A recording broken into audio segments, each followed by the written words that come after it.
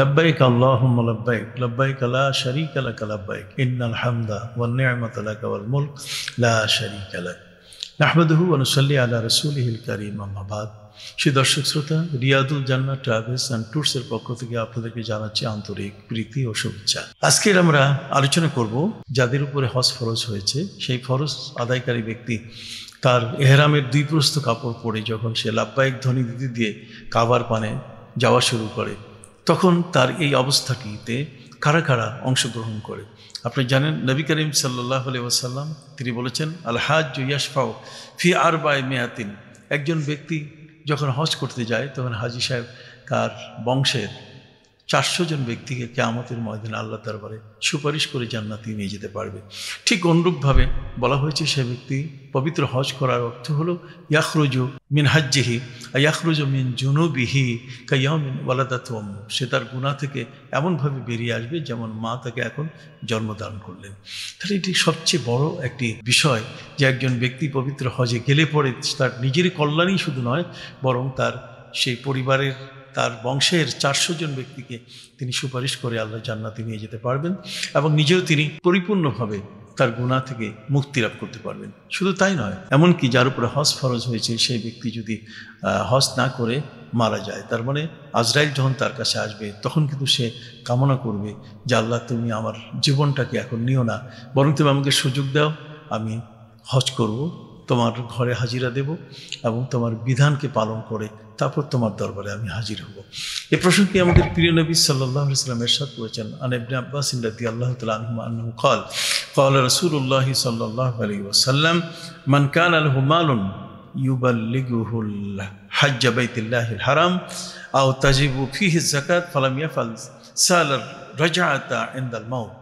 তার মানে নবী করিম সাল্লাল্লাহু আলাইহি ওয়াসাল্লাম তিনি বলেছেন, যে ব্যক্তির সম্পদ আছে আর সেই সম্পদের সে যাকাত আদায় করলো না এবং সে তার উপরে হজ ফরজ হয়েছে, ফরজ হজ আদায় করলো না, এই ব্যক্তি মৃত্যুর সময় আল্লাহর কাছে সে আবেদন জানাবে যে আল্লাহ, তুমি আমাকে আবার ফিরিয়ে দাও, পৃথিবীতে গিয়ে আমি আমার সেই জাকাত, যেগুলো আমি অনাদায়ী জাকাতগুলো আমি আদায় করব এবং অনাদায়ী হজটিও আমি আদায় করব। এই যে একটি আফসোস, সেই আফসোসটি কিন্তু মৃত্যুর পরেও একজন কবরবাসী, একজন মৃত ব্যক্তি করতেই থাকবে। তাহলে এই যে বিষয়টা, কেন আমি সেই ঝুঁকিতে যাব? আমি তো জানি না যে আমার মৃত্যু কখন কোন সময় আসবে। কাজে আল্লাহর বিধান অনুযায়ী যখন আমার উপরে জাকাত ফরজ হয়েছে, তাৎক্ষণিকভাবে সেই জাকাতকে, বিধানকে অনুসরণ করে বন্টন করা।